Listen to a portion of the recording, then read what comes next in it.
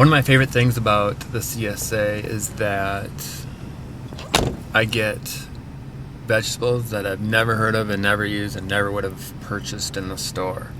And I take these unfamiliar vegetables home and find out that some of them I really, really like. You become a member and you get your goods once a week. And I know I'm eating quality, and also the prices are really reasonable. And just the idea of supporting small, organic farmers, that does it for me, just that.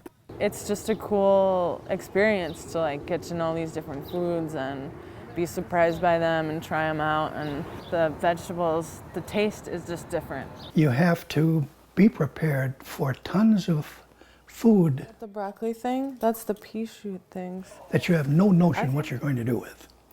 A lot of surprises would probably be the one thing to expect, which is maybe not very helpful as far as planning goes, but there are going to be a lot of things that change and a lot of different varieties of produce. Our boxes last year varied between having 5 different types of produce and about 17 different types of produce.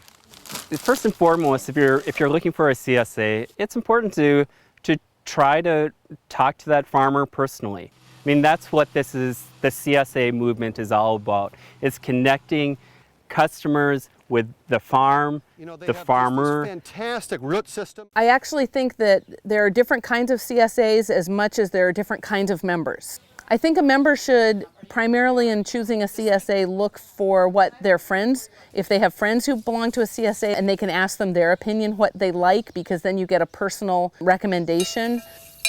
Talk directly to the farmer himself and ask him, what do you do for fertility problems? How are you taking care of the land? How are you taking care of your workers? How many years have you been doing that? The members take part in the risk as well as the bounty of the farm.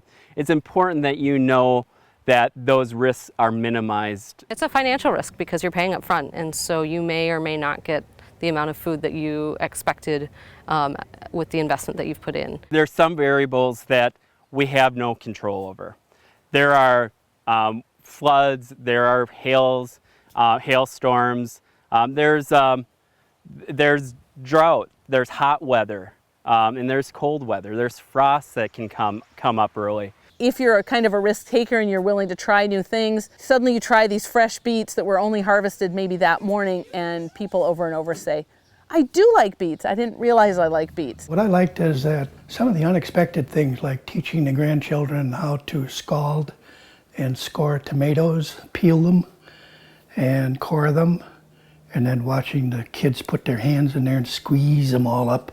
You get the experience of that great fresh produce and then also learning about new things and cooking new things and kind of a feeling of community as well and getting to know your farmer. I would say go for it. As I said, it's really healthy. It's not only good for the farmers to support them, and also it's good for your spirit and your physical, you know what I mean? So yeah, it's all the way around is great. Next week, Sugar Snappies. Oh, yay.